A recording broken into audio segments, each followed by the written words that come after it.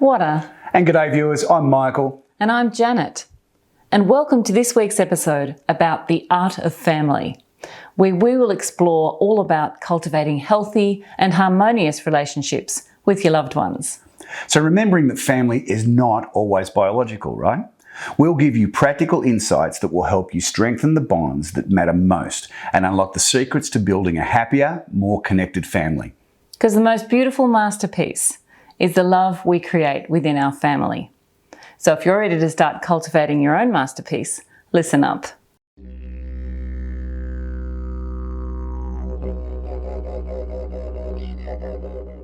Whata? And g'day viewers, I'm Michael. And I'm Janet. And today we are going to be talking about family, what it means to each of us and how to nurture and protect it in this, at times, fractured world. Family isn't always biological, right? Yes, it can be made up of bloodlines and genetic DNA, or it can consist of friends, neighbours, colleagues, community, or any friends, even from our little furry animal kingdom. Well, or not so furry either, depending. Fur or scales, depending on what you're or into. feathers, whatever you're into. Correct. Family is when you are among those who you feel safe and can be yourself with. Family is also where you may be challenged to stretch and grow into a better version of yourself. No family is perfect, as they are all artworks in progress. Recently, our niece Carmel gave a wonderful, heartfelt speech at our other niece, her sister's wedding, and summed this up beautifully, saying, "My family is not perfect, but nothing real ever is." What a great quote. That was brilliant. It was just, her speech was just amazing, and it covered family so well, and just, you know, what it means to be part of a family and really welcoming Aaron into the family. Yeah, it was just beautiful. It was one of those moments you just want to remember forever. In the intricate tapestry of our lives, family serves as the vibrant thread, weaving moments of joy, sadness, support, and shared experiences. The importance of strong family relationships can't be overstated, as they form the very foundation of our emotional well-being. Families, when functioning harmoniously, provide a sanctuary of love, trust, and understanding. Beyond the roles of parents, siblings, and relatives, the family connection shapes our identity and influences our journey through life. But unfortunately, family for some is none of these things, and can be a frightening and fractured fairy tale. So we'll explore some strategies around this a little later on. And it's important to understand and acknowledge and respect family as it means to each individual. So we'd like to introduce a concept called the art of family. This is where we want to show that family transcends mere kinship. It invites us to approach family relationships as a masterpiece in constant creation.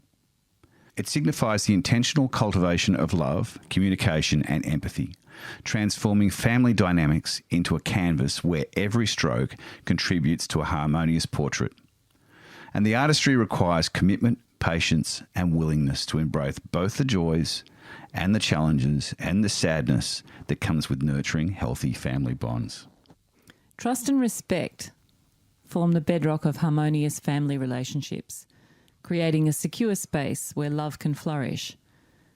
Imagine a family where trust is the unspoken pact and respect is the currency of interaction. All of us have had or know of teenage kids and how they can be so salty towards their parents. Well, picture your teenager confiding in you without fear of judgment, knowing that their thoughts are valued. In such an environment, conflicts are approached with understanding, and differences become opportunities for growth. Trust and respect enable family members to navigate life's challenges together, fostering an atmosphere where each person feels acknowledged, appreciated, and supported in their unique journey. Because as we know, every life brings its own journey. And Sure you does. could have 2 children or 10 children, they're all going to be completely different, trust me. Just like our three. They're all completely different. But I'm one of 13. Some blood and some step, and we're really different. And I'm one of one, and I'm so different. Within the intricate web of family dynamics, the significance of emotional bonds is paramount. It's these invisible threads of love and connection that knit family members together, creating shared experiences and unwavering support. I fondly remember the bedtime routine of our 3 kids and reading them the countless stories, particularly my favourite Dr. Seuss ones, and using character voices. But there was also, the magic faraway tree and the magic the magic wishing chair, the Enid Blyton ones, and I loved and cherished those times. And then it grew into Harry Potter and Lord of the Rings and reading them all these fantastic stories. And I also cherished the quiet moments that we shared with them, and also playing make-up games with them and all the laughter that came through those games and the laughter echoing during family gatherings. And in their later teenage years, I lapped up the hours spent teaching them to drive. That was such a sacred time for me, just, to get to spend hundreds of hours with each of them. Yeah, it feels overwhelming at the time, but you know what? Those hours are so precious and you don't get them back. All through their childhood from birth. There are so many times where you just think, gosh, will this ever finish? No, I know. Well, gosh, it does. And it's interesting because, after you've gone through that, which can be at times the hellish time of teenagehood, it really was a beautiful time that I just got to connect with the 3 of them, just to be able to spend time quietly, calmly, although sometimes white knuckle, but mostly calmly. And it was just, a beautiful time. And if you hadn't had a chance to do that with your kids, it's something to look forward to. And these are not just instances, they're manifestations of emotional bonds at work. These emotional bonds serve as the glue that binds family members together, creating a sense of belonging and, as we mentioned, security. In times of celebration, they amplify the joy, and in times of sadness and adversity, they offer solace and understanding and a port in the storm.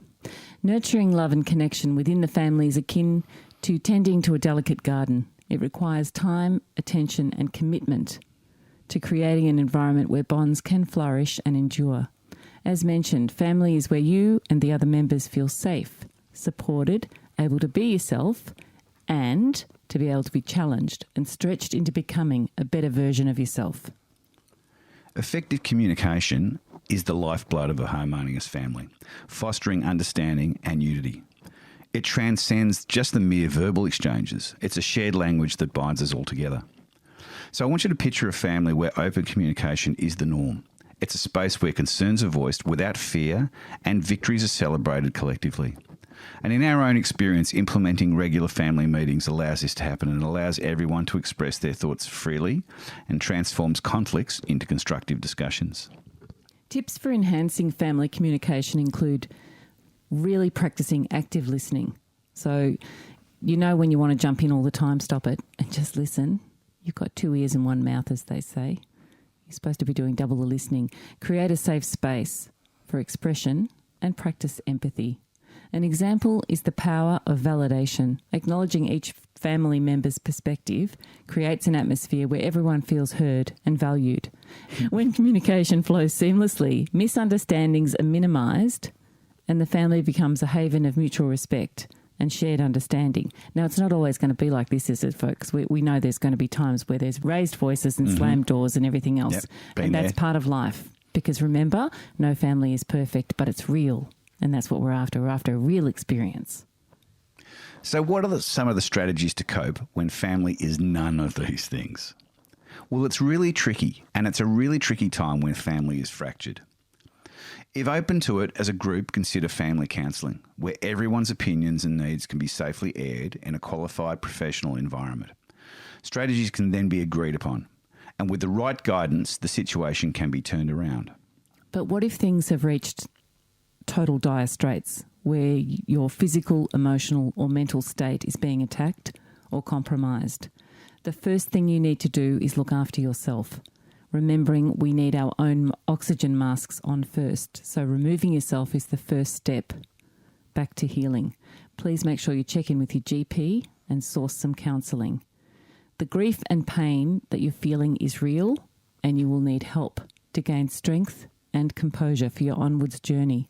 Getting away from the situation, seeking assistance from qualified professional health workers, and enlisting the help and support of trusted friends will enable you to begin to rebuild a new family. And if you're a minor, once you reach the age where you can be independent of a toxic family situation, again, make sure that you reach out to professional services. For example, your school counsellor or your doctor, or vital phone and online services such as Beyond Blue and Kids Helpline, etc. So go to them for help. As mentioned earlier, many people have gone on to forge new families consisting of friends, neighbours and other types of support groups and communities, both in real life and online, and of course, we mentioned our animal friends. And even me, late in life, I think we've mentioned the story about connecting with my dad's side of my family, which I hadn't grown up with. I'd never met my dad, still to this day haven't, and unfortunately he's passed away.